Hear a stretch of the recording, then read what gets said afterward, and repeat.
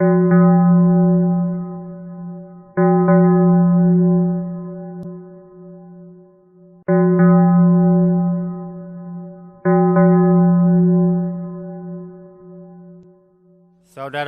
yang dikasihi Tuhan, kini kita bersyukur karena kembali diperjumpakan dengan Tuhan dan saudara seiman kita.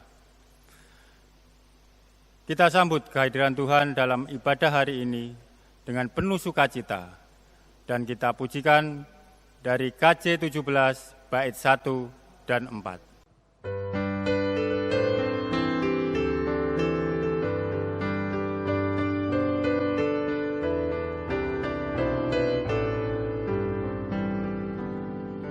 Tuhan Allah hadir pada saat ini, bersembah sujud di sini. Diam dengan hormat tubuh serta jiwa, tunduklah menghadap Dia. Marilah umatnya, hatimu serahkan dalam kerendahan.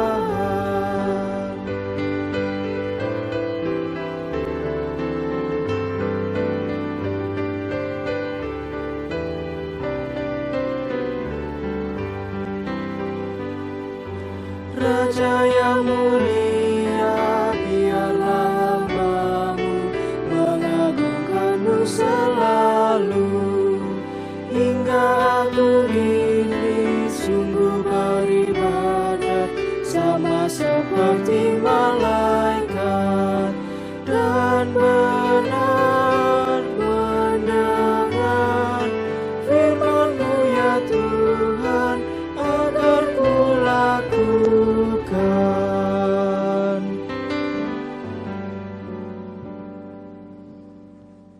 Marilah saat ini kita memulai ibadah kita dengan suatu pengakuan bahwa pertolongan kita adalah di dalam nama Tuhan yang menjadikan langit dan bumi.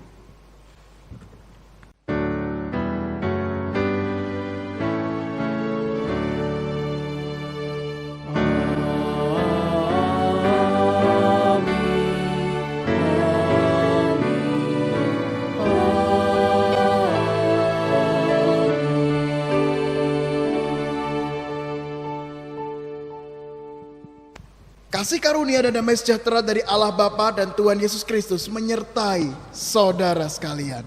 Dan menyertai saudara juga. Kita semua di tempat ini adalah hamba Tuhan.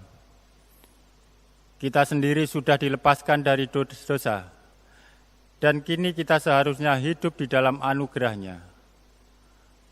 Oleh sebab itu, di minggu ini kita akan diperlengkapi oleh firman Tuhan dengan tema Hamba yang Percaya. Melalui tema ini, kita kembali diingatkan bahwa kita adalah hamba yang diberi kepercayaan oleh Tuhan dan dapat menggunakan setiap kepercayaan Tuhan dengan penuh tanggung jawab, dengan baik dan setia. Kini, kita kembali memuliakan nama Tuhan yang termulia, nama di atas segala nama, dan agar di dalam namanya semua menyembahnya. Marilah kita pujikan PKJ 184, bait 1 dan 2, Yesus yang termulia.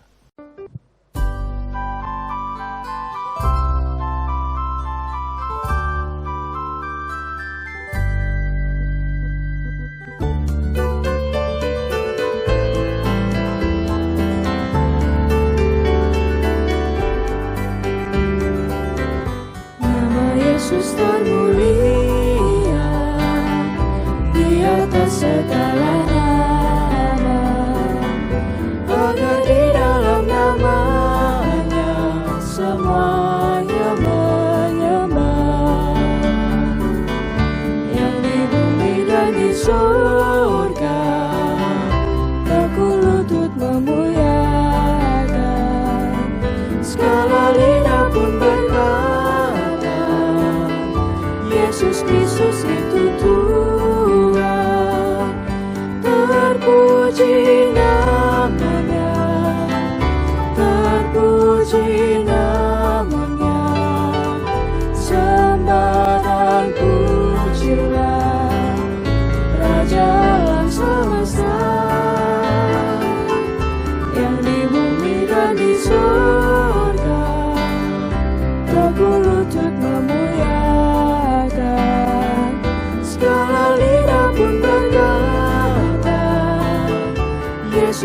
Yesus itu Tuhan.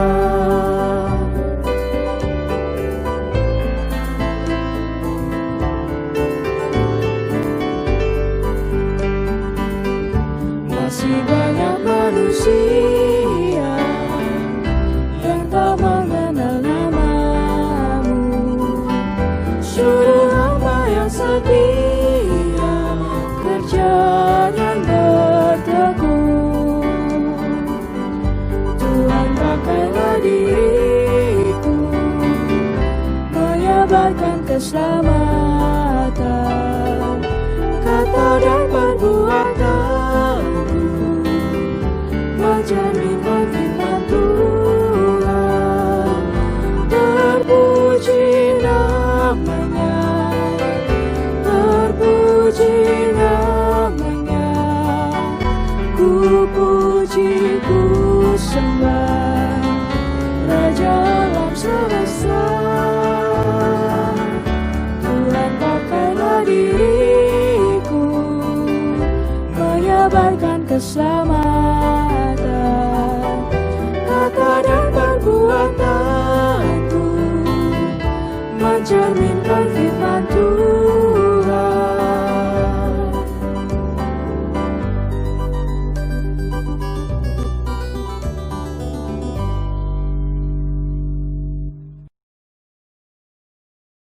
Sebagai seorang hamba, terkadang kita tidak patuh terhadap apa yang diperintahkan Sang Tuan kehidupan kita, yaitu Tuhan. Mungkin saja dengan sengaja kita melawan dan menuruti perintahnya. Kita menjadi tuan atas hidup kita sendiri, dengan memilih apa yang menyenangkan diri sendiri, bukan menyenangkan Tuhan. Kini kita akan berdoa secara pribadi, mengakui dosa kita, di hadapannya memohon pengampunannya. Mari kita berdoa secara pribadi.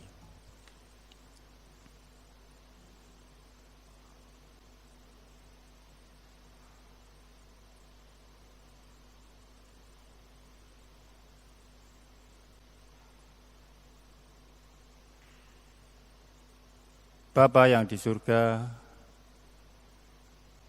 ampunilah segala dosa kami. Bimbinglah kami dalam setiap langkah kami dalam mengarungi kehidupan ini. Amin. Menanggapi doa pengakuan dosa, marilah kita naikkan pujian dari KJ 25, bait 1 dan 4. Ya Allahku, di cahayamu.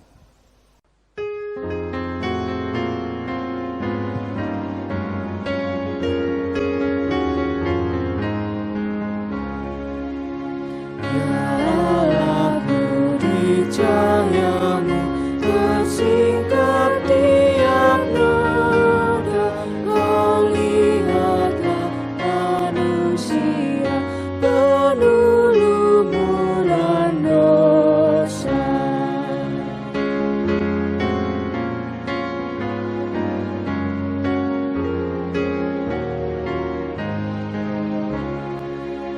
Ya amin, ya di Golgota ditanggungnya dosaku, dan darahnya yang mulia menghapus aib jiwaku.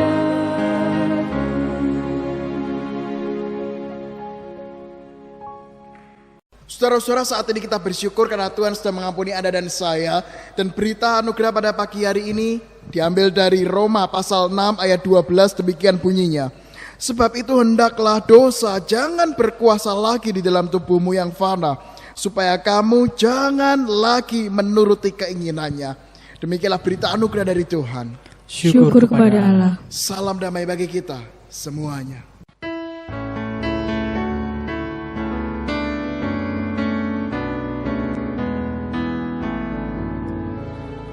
Song-song bagaimana ya Yesus datangmu. Engkau terang buana, kau surya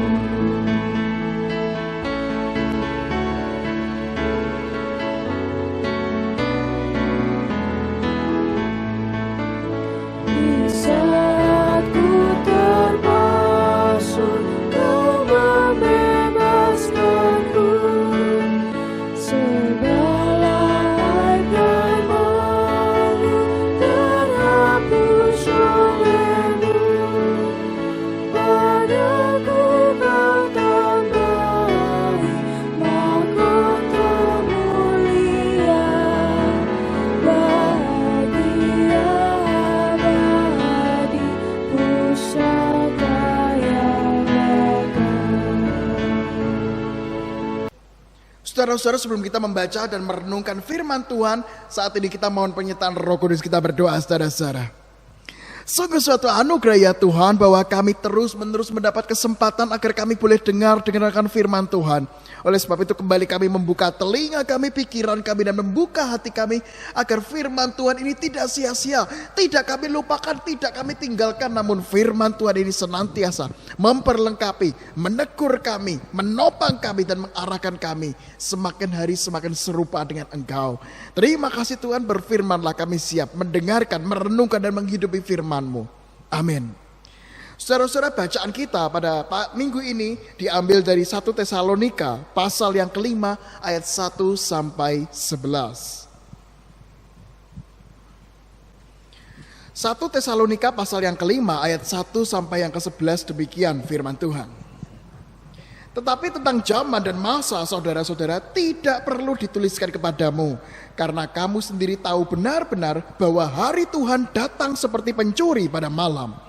Apabila mereka mengatakan semuanya damai dan aman, maka tiba-tiba mereka ditimpa oleh kebinasaan. Seperti seorang perempuan yang hamil ditimpa oleh sakit bersalin, mereka pasti tidak akan luput. Tetapi kamu, saudara-saudara, kamu tidak hidup di dalam kegelapan, sehingga hari itu tiba-tiba mendatangi kamu seperti pencuri. Karena kamu semua adalah anak-anak terang dan anak-anak siang. Kita bukanlah orang-orang malam atau orang-orang kegelapan. Sebab itu baiklah jangan kita tidur seperti orang-orang lain, tetapi berjaga-jaga dan sadar. Sebab mereka yang tidur waktu malam, dan mereka yang mabuk waktu malam. Tetapi kita yang adalah orang-orang siang, baiklah kita sadar, berbaju sirahkan iman dan kasih, dan berketopongkan pengharapan keselamatan. Karena Allah tidak menetapkan kita untuk ditimpa murka, tetapi untuk beroleh keselamatan oleh Yesus Kristus Tuhan kita, yang sudah mati untuk kita, supaya entah kita berjaga-jaga, entah kita tidur, kita hidup bersama-sama dengan Dia. Karena itu nasihatilah seorang akan yang lain, dan saling membangunlah kamu seperti yang memang kamu lakukan. Demikianlah bacaan kita, yang berbahagia adalah orang-orang yang membaca, merenungkan, dan menghidupi firman Tuhan. Haleluya.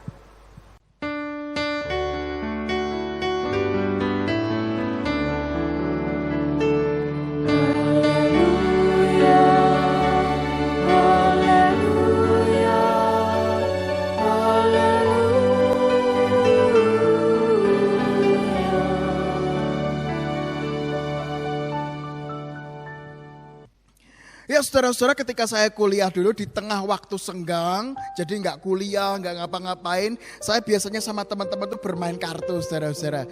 Dan salah satu hukuman kalau kalah bermain kartu adalah orang jadi budak, ya, jadi hamba. Kita nyebutnya doulos, ya kan, karena bahasa Yunaninya hamba adalah doulos. Jadi ketika kalah jadi doulos, disuruh ini, disuruh itu. Ya.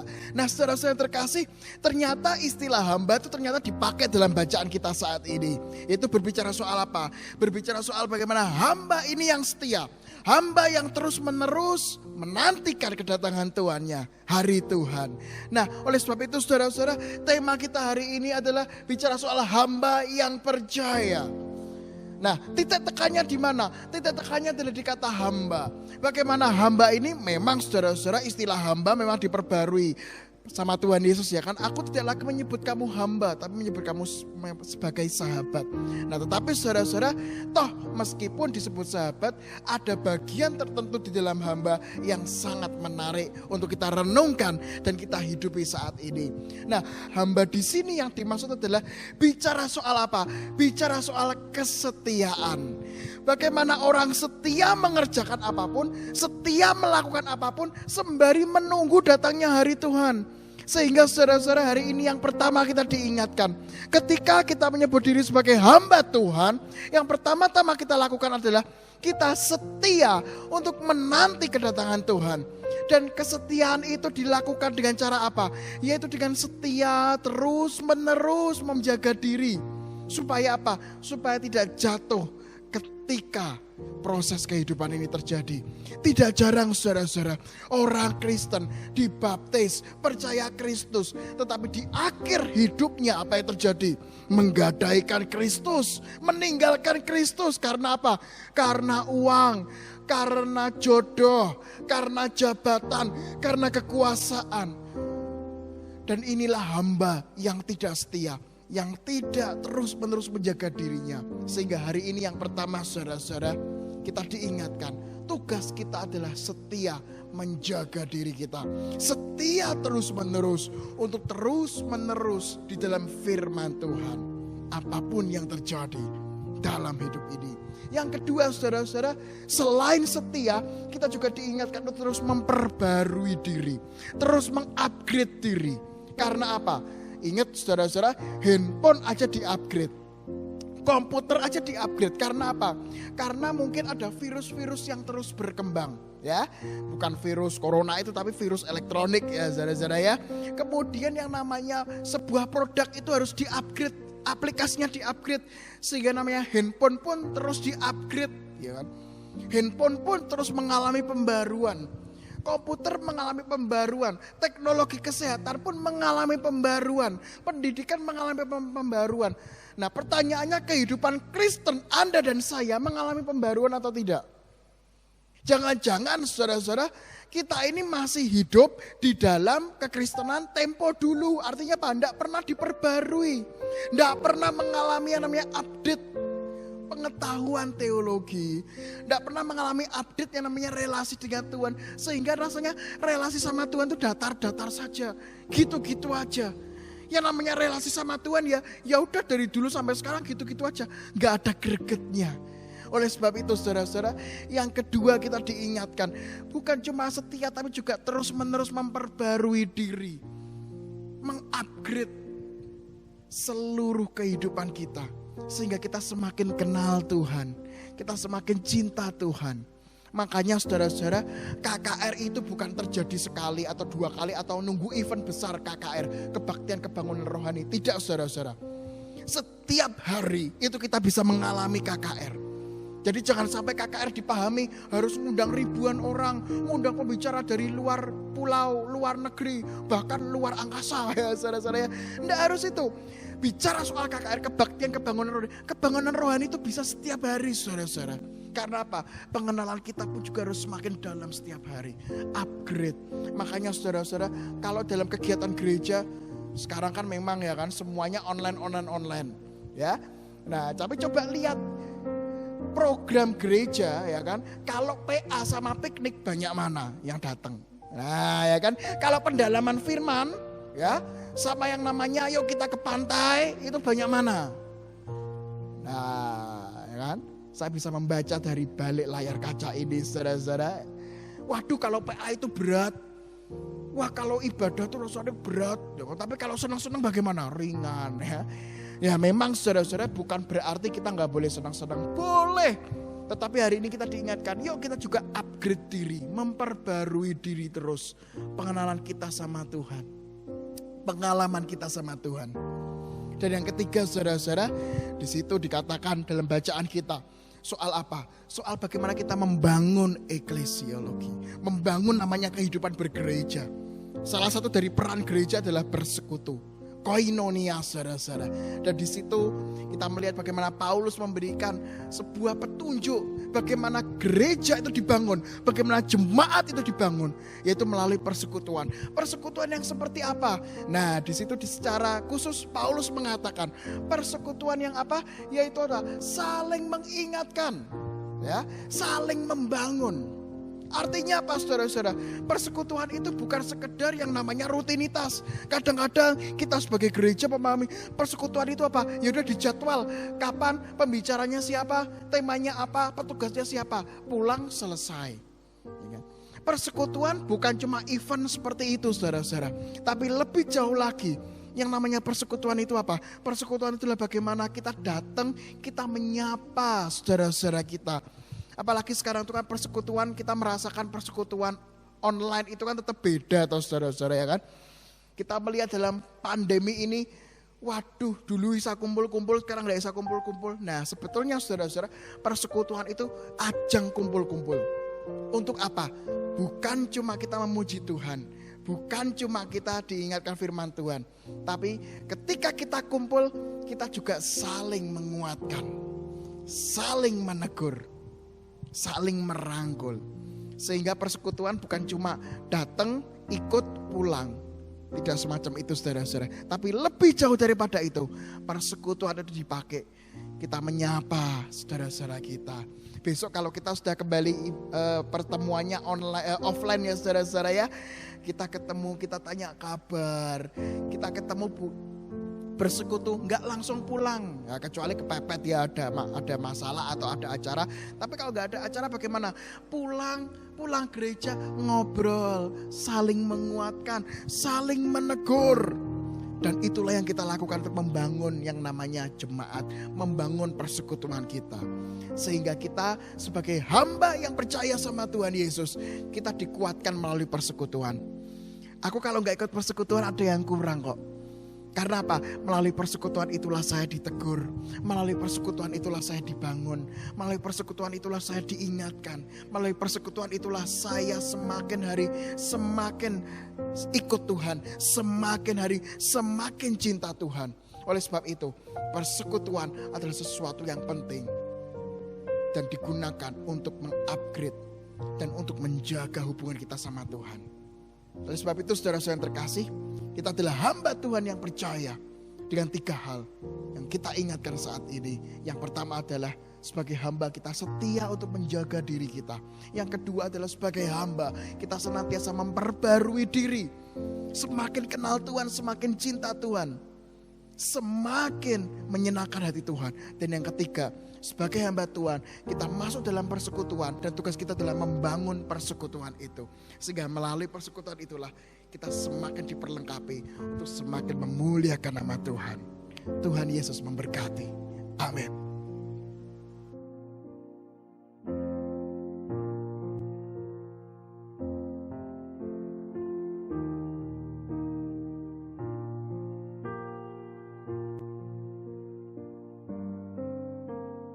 Jemaat kami undang untuk bangkit berdiri.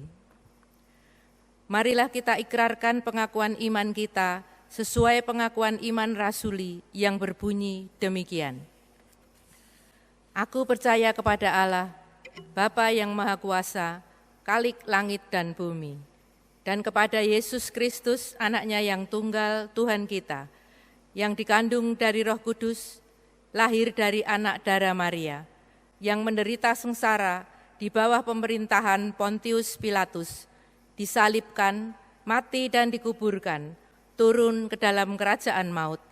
Pada hari yang ketiga, bangkit pula dari antara orang mati, naik ke surga, duduk di sebelah kanan Allah, Bapa yang Maha Kuasa. Dan dari sana ia akan datang untuk menghakimi orang yang hidup dan yang mati. Aku percaya kepada Roh Kudus, gereja yang kudus dan am, persekutuan orang kudus, pengampunan dosa, kebangkitan orang mati, dan hidup yang kekal. Amin. Saat ini kita akan menaikkan doa syafaat kita, saudara-saudara, kita berdoa.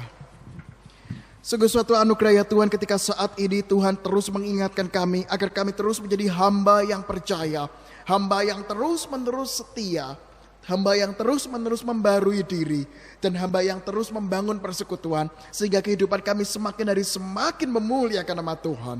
Ya Tuhan, saat ini di doa syafaat ini kami berdoa untuk persekutuan di lingkup Klasik Solo. Kami berdoa Tuhan, biarlah melalui peran pelayanan kami masing-masing maupun klasikal, Tuhan terus-menerus dipermuliakan, nama Tuhan terus-menerus disanjung. Dan melalui karya-karya pelayanan ini, nama Tuhan semakin dimuliakan.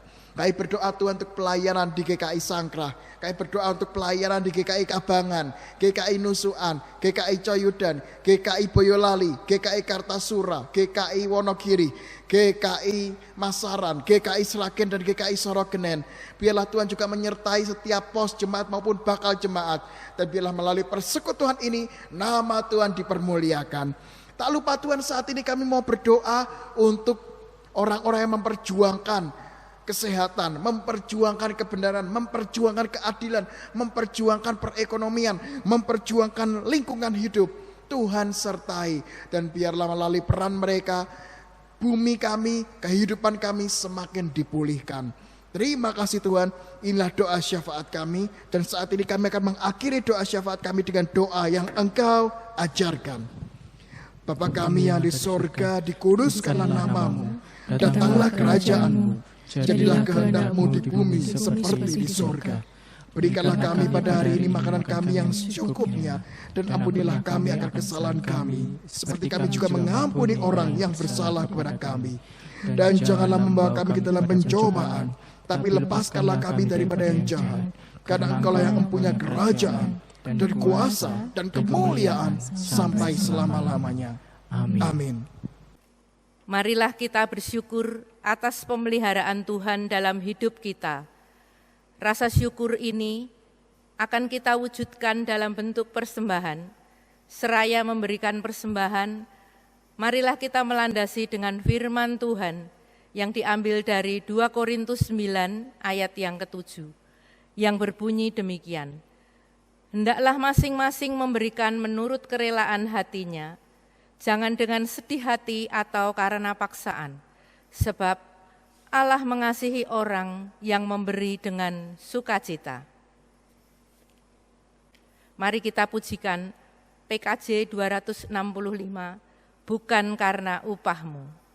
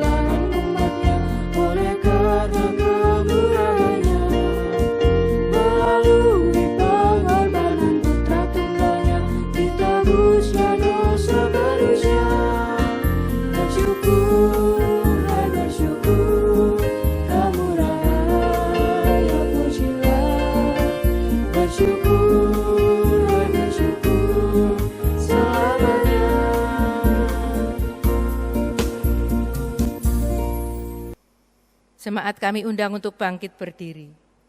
Mari kita berdoa. Bapa yang Maha Baik, kami bersyukur untuk firman-Mu yang boleh menjadi kekuatan serta penghiburan untuk kami semua. Mampukan kami agar kami dapat menjadi hamba-hamba yang percaya akan janji Tuhan, yang tak pernah ingkar dari dulu, sekarang, dan sampai selama-lamanya. Saat ini kami membawa persembahan kami ya Tuhan, kiranya Tuhan berkenan menyucikan agar layak untuk kemuliaan nama Tuhan dan menjadi berkat untuk sesama kami. Terima kasih Tuhan, hanya di dalam nama Tuhan Yesus kami berdoa dan mengucap syukur. Amin.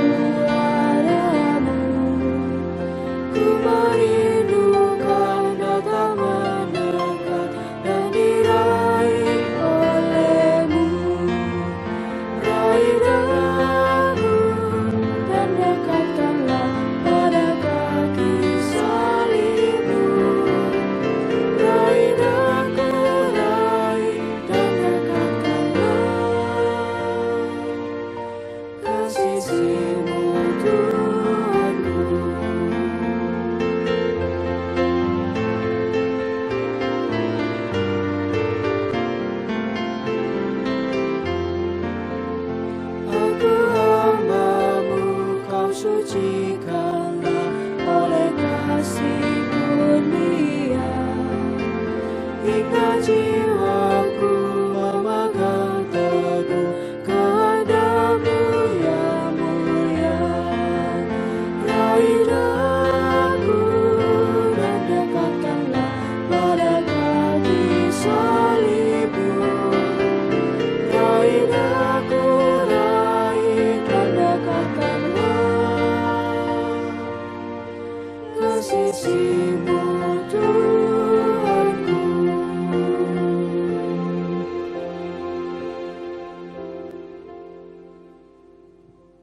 Saudara-saudara, saat ini arahkanlah hatimu kepada Tuhan.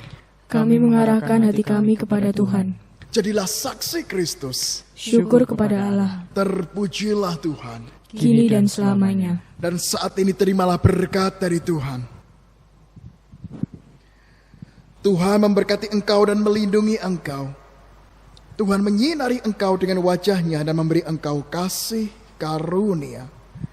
Tuhan menghadapkan wajah-Nya kepadamu dan memberi engkau damai sejahtera.